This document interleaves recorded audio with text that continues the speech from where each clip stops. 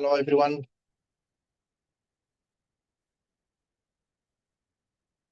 Hello, everyone. Good evening for all of you. You are working in the first revision session for CAPS exam, the July exam, the 2024.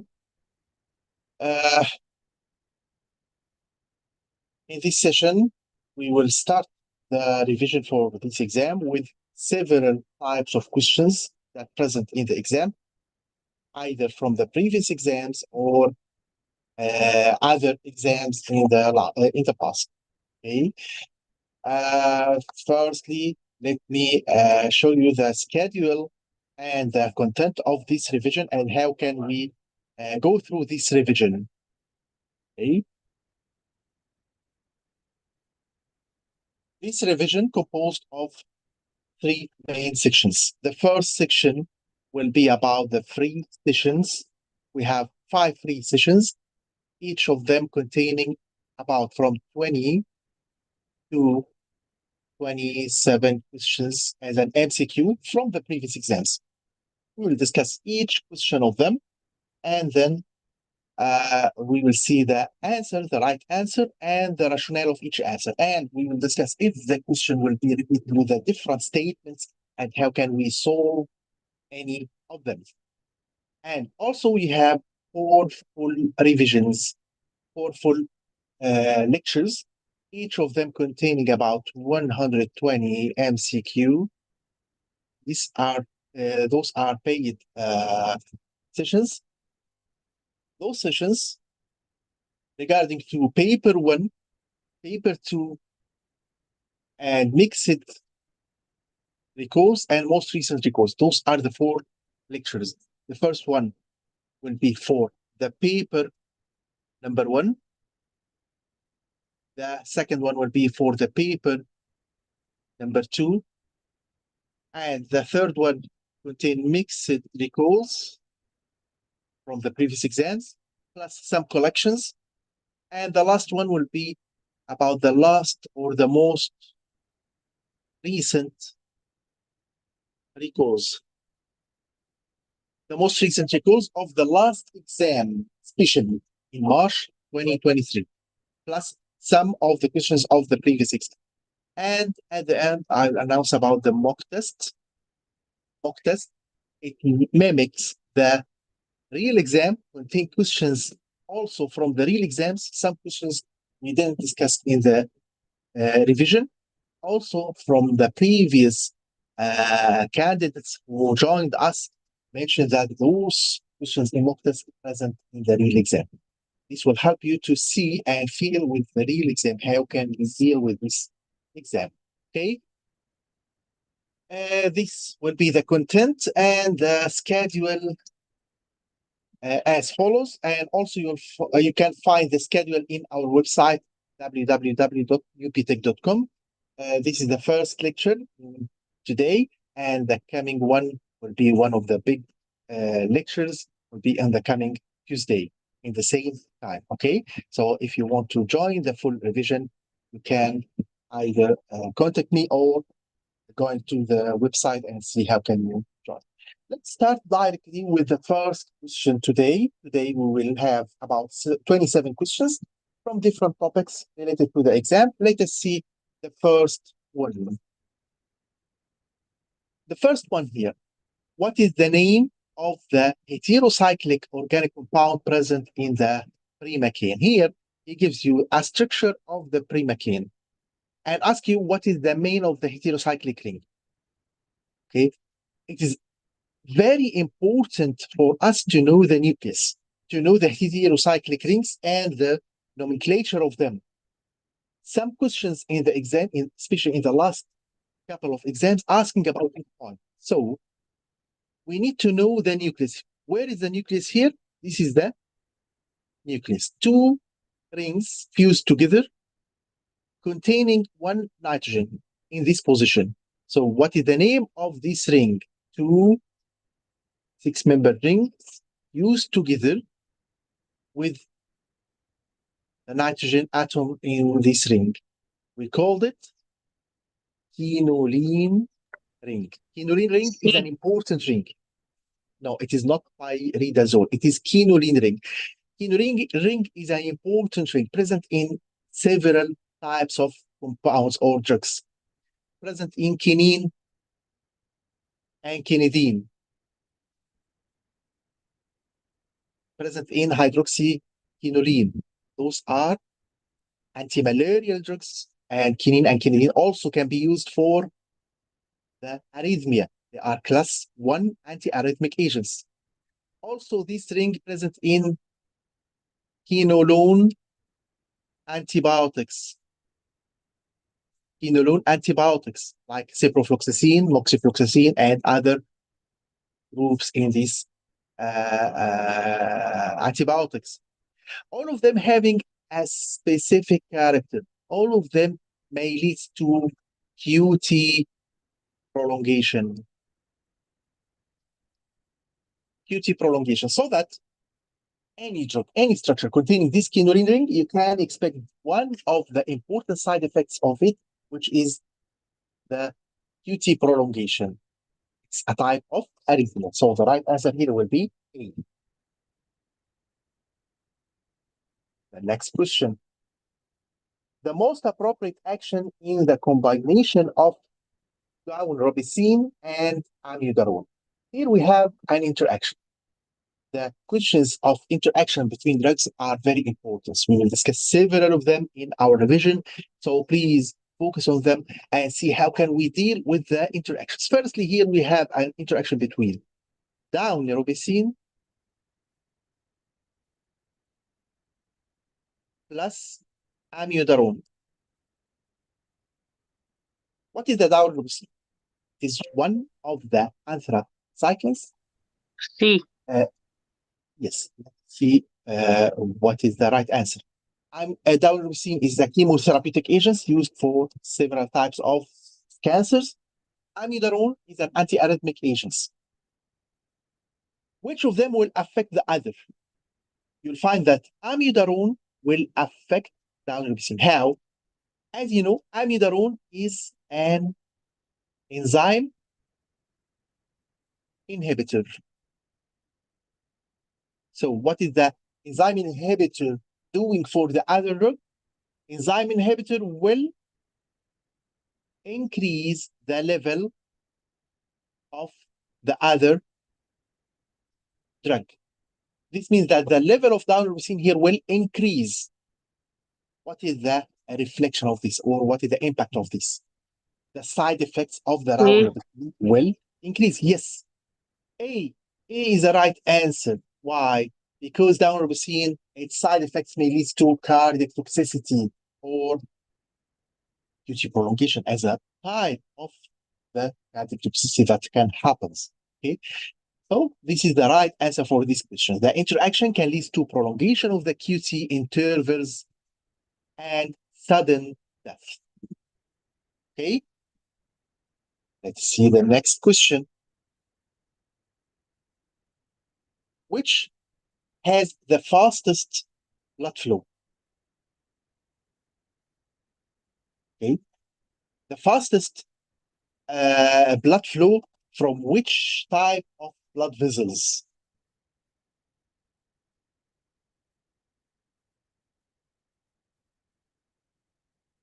Venules, capillaries, veins, and arterioles. Which one?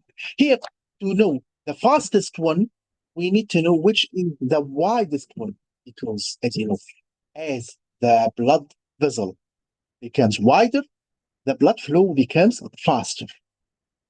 So directly here, the arteries will be the right answer. Okay, this was present in some of the previous exam, so it's an important question also. For the first order kinetics, the half-life of the drug, the T-half of the drug depends on what? T-half of any drug for the first order kinetics. Is it increase as the dose increase, or decrease as the dose increase, or decrease as the dose decrease, or remain constant at any dose changes? Let us understand something here regarding to the first order kinetics. In the first order kinetics, we plot the relation between the dose and the concentration of the drug in the blood. Here we have a linear relationship. What this means? A linear relationship between the dose and the concentration.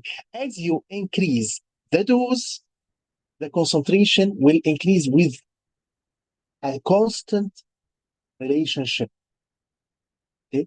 This means that all pharmacokinetics parameters are constant also.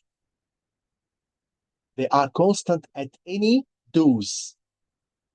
So you should remember this statement for first order kinetics.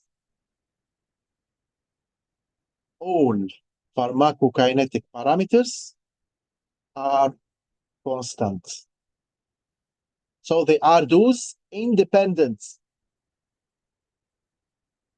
opposite to the zero order kinetics, which is a non-linear kinetics. Okay, the pharmacokinetic parameters are constant, and the half here is dose independent. Dose independent. Okay. Please, if you have any question at any time, ask about it. The next one. Which drug against nausea is not used in pregnancy? Actually, this question repeated several times previously. Several times previously in the past exams. Let us see the choices that present in the exam and choose what is the right answer. Pyridoxine, diphenhydramine, metaclopramide, and prochlorperazine. Actually, we have two drugs. Two drugs here from the list are safe, and we can judge about them very easily. The pyridoxine and diphenhydramine, they are very safe. While we have a confusion between both drugs, metaclopramide and prochlorperazine. Which is the right answer here? Here, we are looking for the less safer. So it's not used in pregnancy. Prochlorperazine is not used in pregnancy. It is an antipsychotic and anti-emetic drug that can relieve nausea and vomiting, but it can also cause serious side effects such as extrapyramidal symptoms, neuroleptic malignant syndrome, and low blood pressure. So it is considered as non-safe drug in pregnancy. We should not use it. Also, metaclopramide is not recommended, but here, if you compare between prochlorperazine and metaclopramide, prochlorperazine here is less safer. Okay.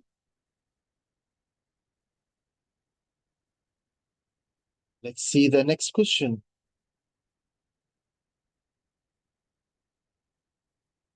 If the drug infusion rate, here one of the calculation problems, if the drug infusion rate is 750 milligrams every 6 hours.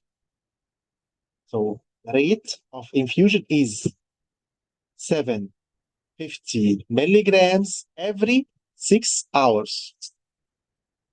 And the clearance is, here the R, the clearance is 8.3 liter per hour.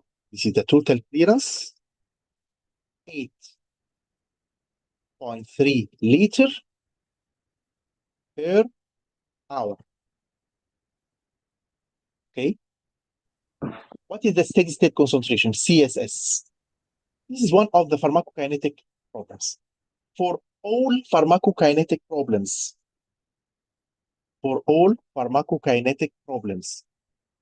to solve any of them very easily, you should know two things. Firstly, the formula that you should use.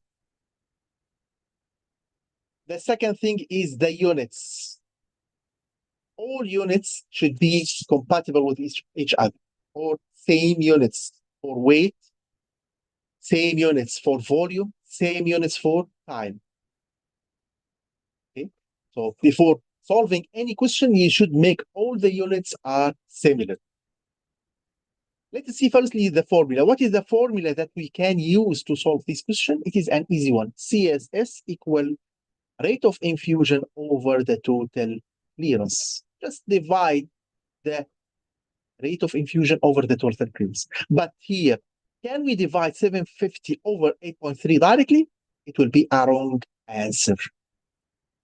Okay, so let us see how can we solve.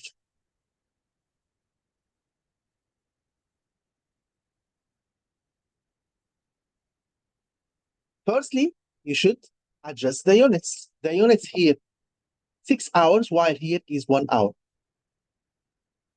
So you should convert this into 1 hour. How many milligrams injected per hour? So per 1 hour,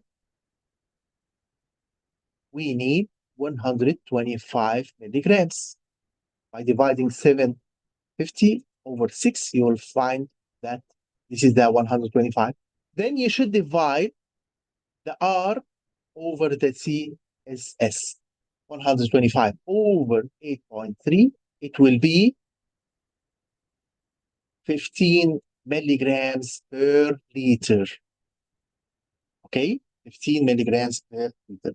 As you see, they are very easy questions, but you should follow the instructions. Firstly, knowing the formula very well. Second thing is adjusting the units. Let us see the next one. Vitreous humor is present in. What is the vitreous humor? Vitreous humor is a clear gel-like substance that fills the space between the lens and the retina. So it is present in the eye. At which part of the eye? In the posterior eye chamber. In the posterior eye chamber. The next one. MP is a patient having 60 years old with hypertension and is to be treated with a beta blockers. Okay, we have two beta blockers here. Drug X and drug Y have the same mechanism of action. Drug X in a dose of 5 milligrams produce the same magnitude of the antihypertensive action as 500 milligrams of drug Y. So we have two drugs having similar mechanism of action, so they have similar efficacy. Similar efficacy. What is the right answer for the following? Drug X is about 100 times more potent than drug Y, or drug Y about 100 times, yes, 100 times more potent than drug X, or drug Y is less efficacious, or drug X is less efficacious. Here we are talking about the potency. So which of them having a higher potency? The lower dose that give the same effect. So drug X having the lower dose, 5 milligrams in comparison to 500 milligrams, less than drug Y by 500 times. The next one. Steady state concentration achieved when? Achieved when? When we achieve the steady state concentration?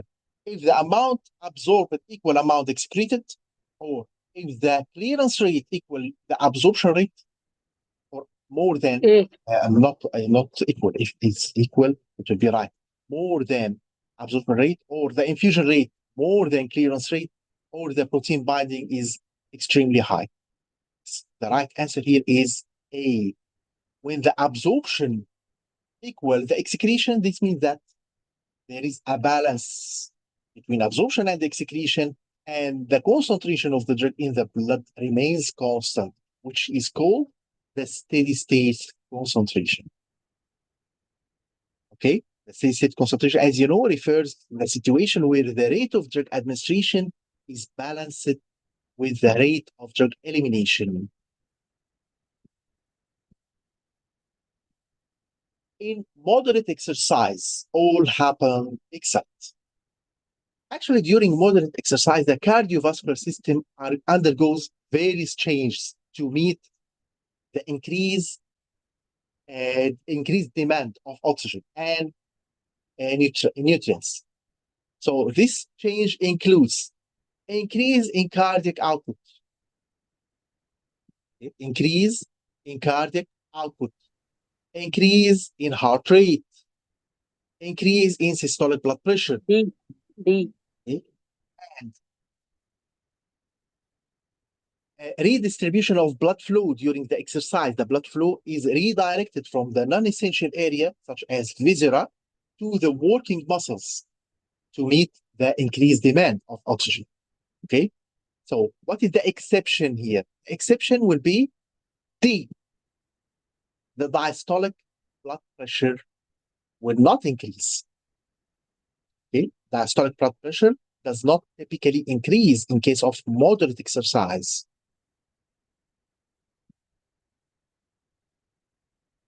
What is the sorbitane monostearate? Sorbitane monostearate is a surfactant commonly used in the production of emulsion.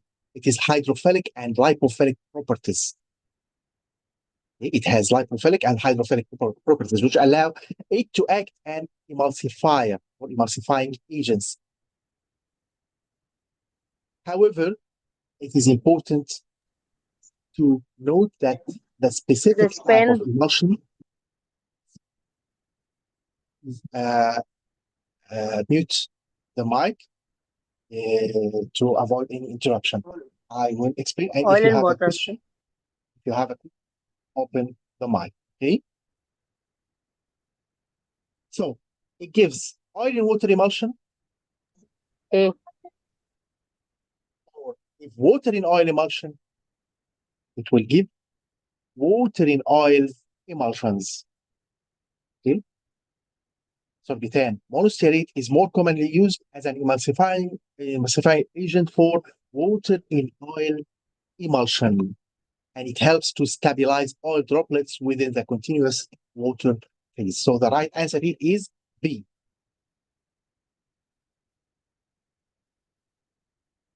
Which increases, yes, there is a question about sorbitane monostearate. It is aspan, or it's called aspan, which increase the risk of pyelonephritis. What is the pyelonephritis first? Pyelonephritis is the infection of the kidney.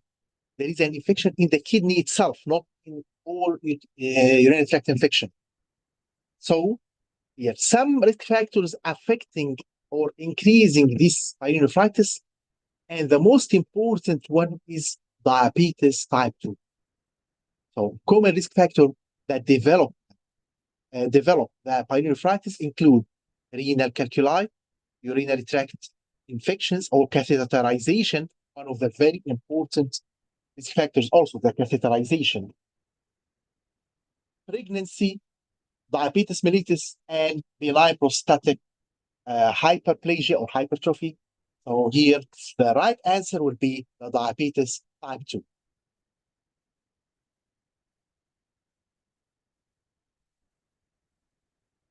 The next one. Amiodarone is metabolized by. Unfortunately, you should know the cytochromes very well, and the drugs either inducers or inhibitors to the enzymes and the cytochromes that the drug affect. You should know and memorize the list very well. Here we have 4 cytochromes. It will be metabolized by cytochrome 3A4. The right answer is A. The right answer here is A. The antibody that is capable for crossing the placenta. Immunoglobulin A, M, E, and G. Okay. The right answer is immunoglobulin G. Immunoglobulin G. But here, let us put a very important notes about this question. I will put 10, from 9 to 10 notes in order to solve any question like this. Okay, which antibody causing the following? Okay, this is the question, and the answer will be as the follows. First, which antibody present in external body fluids, like saliva or lacrimal fluids? It is A. M. A. Okay. Which antibody responsible for hypersensitivity E. reactions? It is E. Either hypersensitivity reactions or anaphylaxis or allergy is E. Which antibody is the most common in our body? It is G, is the most common. Which antibody is responsible for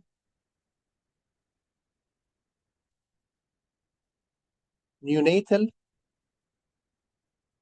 immunity? It is G. Why? Because it is secreted or crossing the placenta.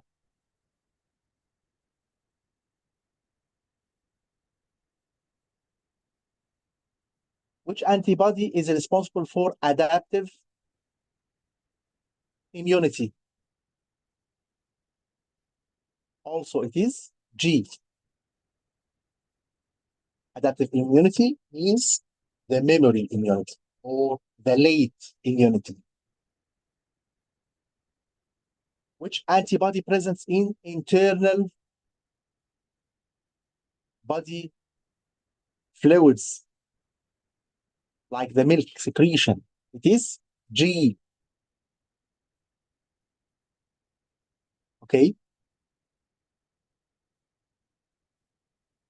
Which antibody is the first antibody secreted? It is M.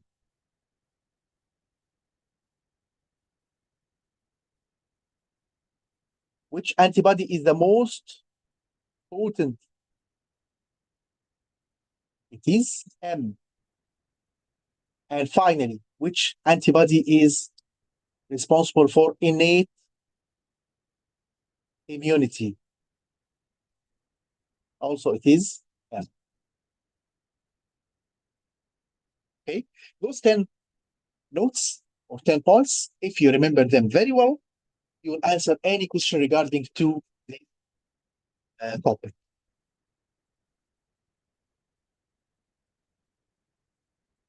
Let us see the next one.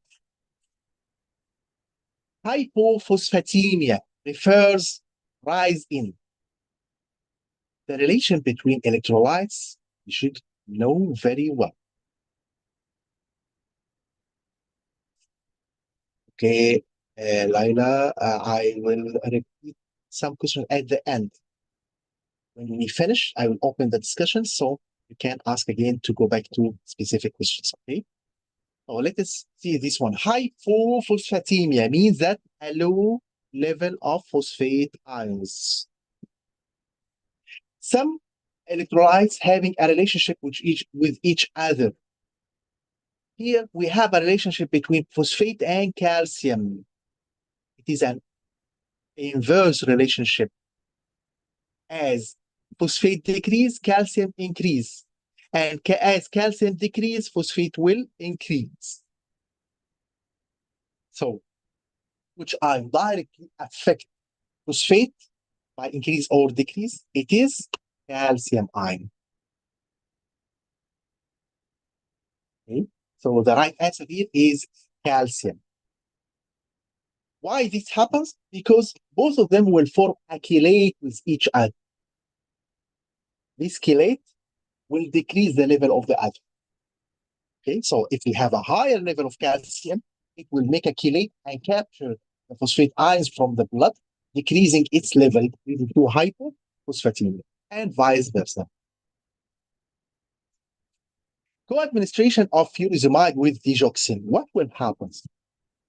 The main problem here is the effect of furosemide in potassium ion, which may lead to increasing the toxicity of digoxin. Digoxin will affected by potassium ion. Digoxin needs potassium ion to decrease its toxicity. So as potassium increase, toxicity of digoxin will decrease. So what is the effect of furosemide on potassium? It will lead to hypokalemia or depletion of potassium.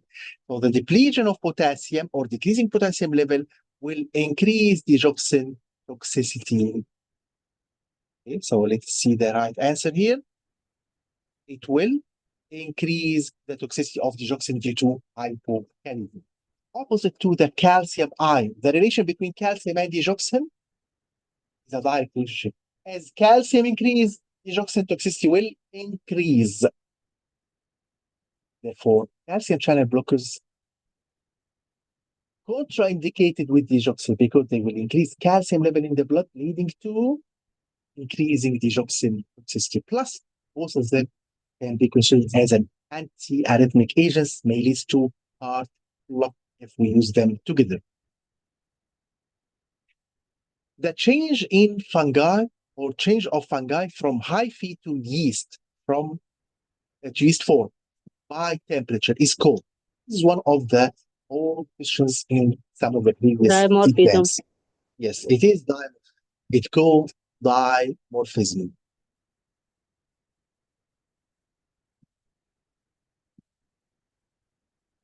Mechanism of action of lamivudine. Lamivudine, one of the antiviral agents. Is it nucleotide reverse transcriptase inhibitor, nucleoside reverse transcriptase inhibitor, non-nucleoside reverse transcriptase inhibitor, or protease inhibitor? Lamivudine firstly used in two therapeutic uses or two indications. Firstly, can be used in low dose in hepatitis B virus, and the second use in HIV. It is one of the there are 20 antiviral agents used in combination to treat or to stop the HIV, immune deficiency virus. We have 5 mechanisms of action of those hearts. NRTI, or we called it nucleoside reverse transcriptase inhibitor. Non-nucleoside reverse transcriptase inhibitor. Nucleotide reverse transcriptase inhibitor. Protease inhibitor. Protease enzyme inhibitor. And the last one called fusion inhibitor. Okay, each of those mechanisms having some drugs. To remember the drugs under each mechanism, let me put some points. Firstly, the nucleotide having the letter T, we have tenofovir. The letter T. Tenofovir is a nucleotide reverse transcriptase inhibitor. It is the only one in this group.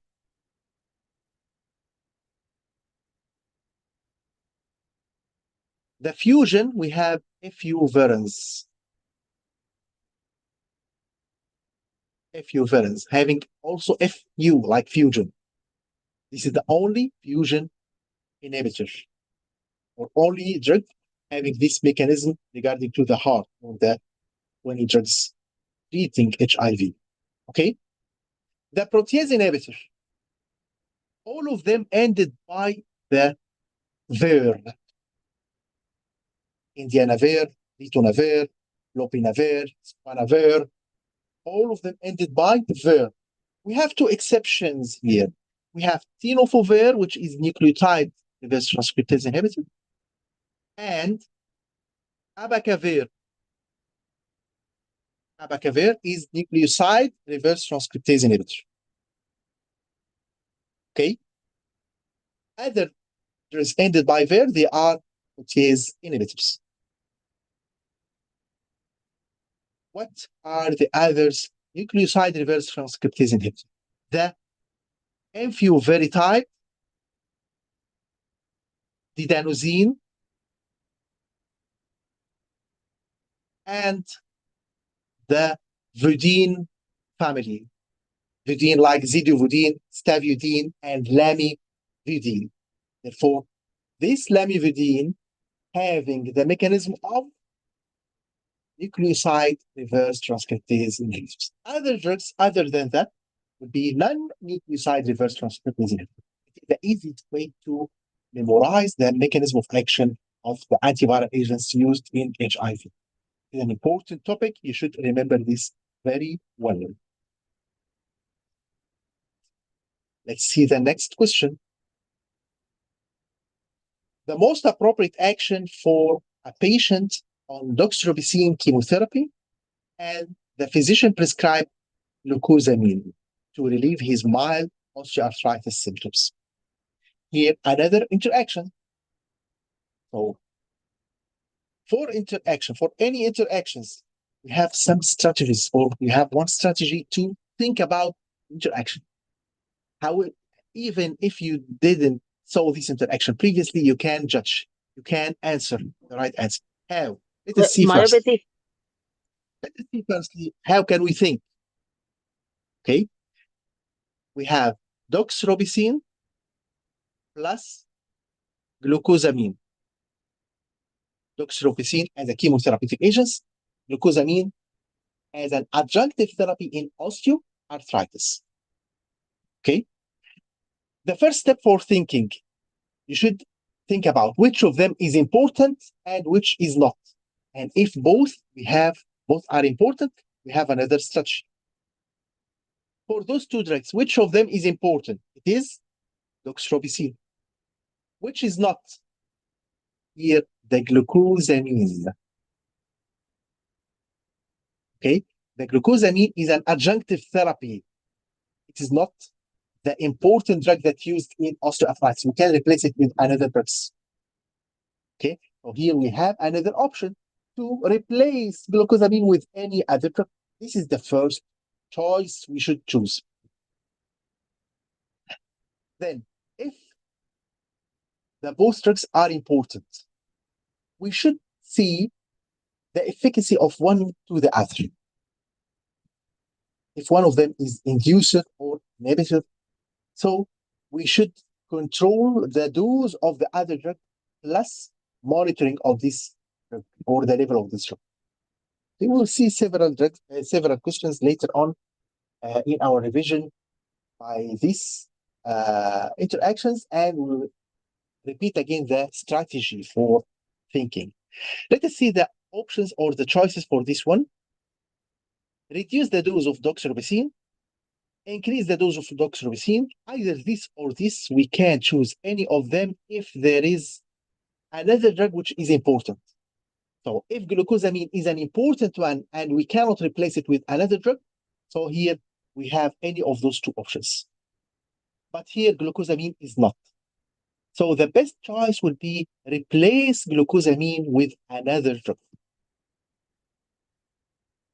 Okay, replace glucosamine with another. Next one. Which of the following vaccine do not cause active immunity? Okay, which of those vaccines do not cause active immunity? How can we know? What is the difference between active immunity and passive immunity? The active immunity, making the vaccine act as antigen, and the body will generate its own antibody. So the immune system will be built up by this active immunity or active vaccine. Okay, while passive immunity, here you will give the antibody direct. So the body will not initiate the immune system or the immune response. the body just take the antibody and use it to attack the antigen. Okay, so any vaccine or toxoid will be active or will give active immunity, while any immunoglobulin will give passive immunity. So let us see the choices. Human hepatitis B immunoglobulin, so directly it is the passive one. Live attenuated vaccine, MMR vaccine, polio vaccine, all of them will give active immunity. Okay? This is how can we differentiate and how can we know the right answer very easily. Ion exchange resin is used for all except the ion exchange resin is the substance that capture some other substance and prevent its absorption. So the prevention of this absorption will lead to or will help in some therapeutic uses, except one of those. Prevent formation of kidney stones, lowering the LDL, prevent the reabsorption of bile acids, and management of hyperkalemia. Yes, the right answer or the exception is the kidney stone. There is no use and no role of ion exchange resin in the kidney stones.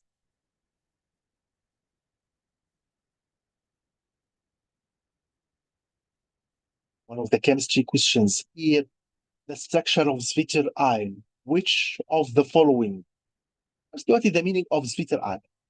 Zwitter ion means that the ion containing both charges, positive and negative charge, at the same time in a neutral medium. So it is easy now to know which of them is the Zwitter ion. This one is not, because there is no charge here. This one having only negative charge. This one having both charges. So the right answer is C. This structure is for the amino acid. Amino acid having this character of sweeter ion in the neutral medium. It will contain both charges, either positive and negative charges at pH of 7. Which is not pyrimidine. What is the pyrimidine? Pyrimidine, this is the structure of pyrimidine.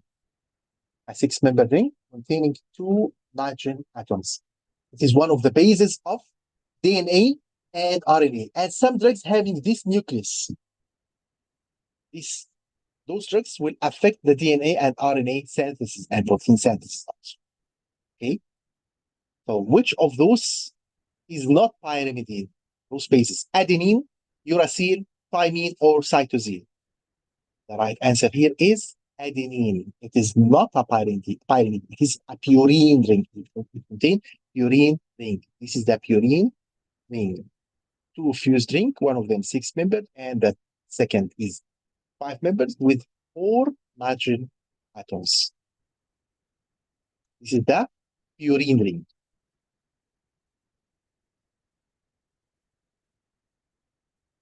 Okay. The next one. Which substance listed below that may not enhance the toxic effect of methotrexate? We are looking for which of them will not interact with methotrexate, will not enhance the toxic effect of methotrexate. Ethanol, trimethoprim, cyclosporin, or salicylate. Alcohol, ethanol. Yes. Or ethanol, which will not enhance the toxic effect of methotrexate. First generation antipsychotic primary mechanism of action. First generation, like the phenothiazines or haloperidol. Okay. First generation will firstly work on the dopamine receptors. They leads to decreased dopamine level. So by inhibiting dopaminergic neurotransmission or inhibiting serotonin neurotransmission, or acetylcholine neurotransmission, or adrenergic neurotransmission?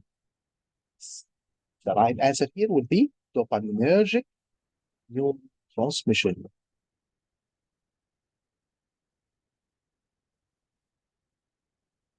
The compound shown below inhibit which of the following enzyme? Let's see first what is this compound. It's a nucleus like purine. It's not purine, but it's like purine. If it is purine, this N will be here. Okay, so it is not a pure purine. Purine nucleus, we have some other compounds having this nucleus. One of them is dancine oxidase enzyme. Okay, dancine oxidase enzyme. Also the uric acid. Okay, so this compound or this drug is allopurinol. Allopurinol is a dancine oxidase inhibitor. Okay, dancine oxidase inhibitor. So the right answer here is C.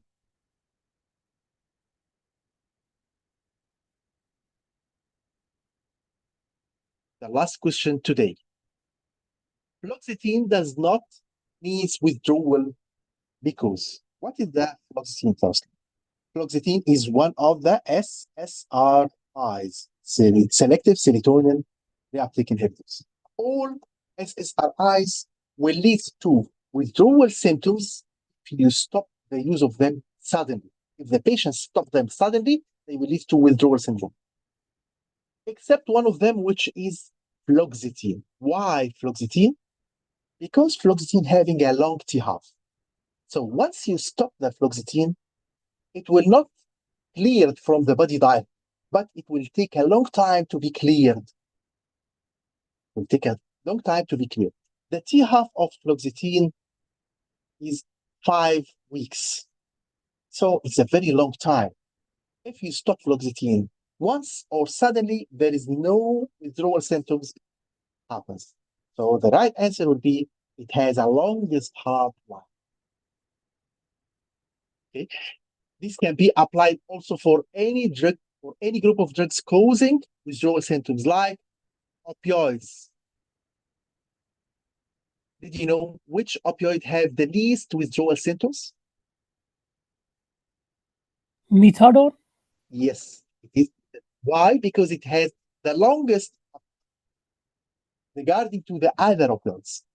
But I don't mention here that methadone will not cause withdrawal symptoms. It will cause, but lesser than the others, or the withdrawal symptoms will happen later on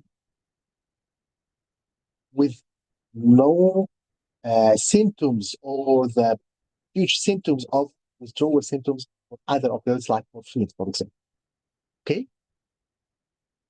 This was the last question today. Okay? I will open the discussion, but before that, let me announce about the full revision. The full revision, you can reserve it from the website or this link, www.uptech.com, the course exam offered. Okay, or you can go to the website to see the revision.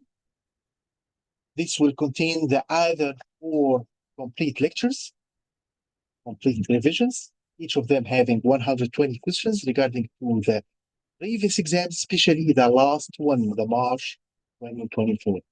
Okay? You can also contact me on this WhatsApp number for any question you want. Now we can open the discussion. If you have any question about what we discussed today or any question regarding to the exam, anytime you can start the question. So question number 21. Number 21. Let us go back to it. Also, we need to go to the question number 13. Sir, what is the cost of mock test?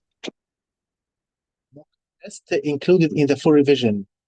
It contains 2 papers. Those 2 papers, like the real exam. Okay.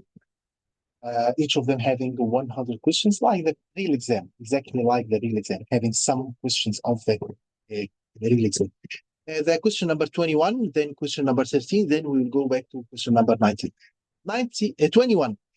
The ion exchange resin is used in all except. The use of ion exchange resin, or the concept of its mechanism, it will capture the substances, either ions or some other substances, and prevent their absorption. So it will make a capture for lipids, for cholesterol, for bile salts. Okay? Therefore, it can be used for lowering LDL level. It prevents absorption of bile acids. It can be used for management of hyperkalemia because it will capture that potassium ions. Therefore, the only exception is the kidney stones. It's not affecting the kidney stones, have no role in kidney stones. Okay. Question number 19. Here's the most appropriate action for patient on doxorubicin and the physician prescribed glucosamine. As we mentioned, glucosamine will affect the level of doxorubicin. So we should stop glucosamine administration and replace it with another drug. This is our strategy in thinking of questions like this. Okay. Question number 13. We'll go back to question number 13. Amiodarone is metabolized by cytochrome 3 refill. As I mentioned, you should memorize the cytochromes very well and memorize the drugs affecting specific cytochromes, either inhibitors or inducers. We will repeat several questions regarding to this topic in our revision. Okay. Question number 20.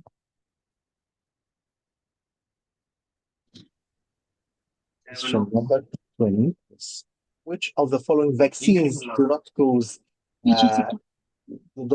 active immunity? As I mentioned, the active immunity here needs a vaccine, which leads to initiation of the immunity of the body. The body will initiate its own immunity or own antibodies. So any vaccine, any toxoid will be active. Any immunoglobulin will be passive. So here, the only one is hepatitis B immunoglobulin, which is a passive one. Question number 26.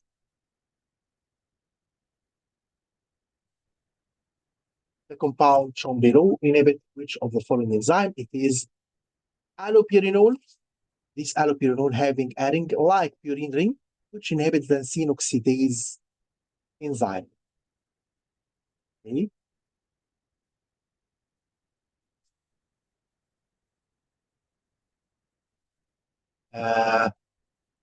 Question number, or here we have question number 24. Why ethanol and not cyclosporin? Cyclosporin is an inhibitor. So it will enhance the level of methotrexate. Okay. Plus, both are immunosuppressant agents. Okay. So the use of them together will lead to drop in the immunity and may lead to some complications, especially the infections. Question number 17.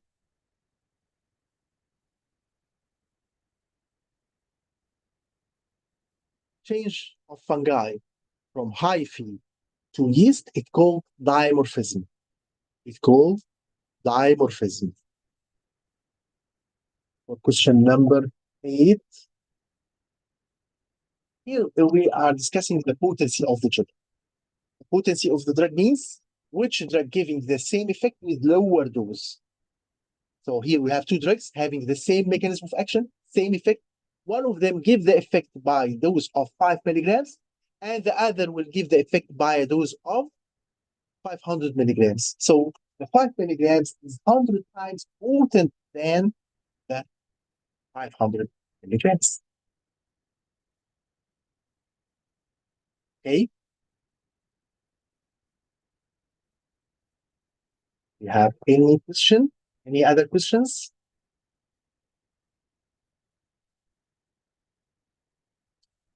Again, this is the link for the full revision. If you want to join our full revision, the comprehensive revision, which composed of 4 main lectures, each of them discussing the questions from the previous exam, especially the most recent exam, the March 2024. Okay. To join this revision, you can register to the website www.newptech.com. Then go to the courses and choose the revision courses. You'll find the full or the comprehensive revision. You can join. Its cost, instead of 120 now for this period till the exam, it will be 95 US dollars. Okay, this is the cost of the revision. Finally, do you have any question before we finish this session? Okay. Thank you so much for your attendance. I'm very happy to see you in this session. I hope you have a good luck in your exam, and I hope to see you in the full and other the other 3 revisions. Okay, and the schedule, you will find it in the website. You will see the schedule for all lectures, either the free and the full revision lectures. Thank you so much, and see you in the coming revision, which will be in the coming Tuesday. It is the first full revision for paper number 1. This is the coming revision lecture. Thank you so much, and see you. Goodbye.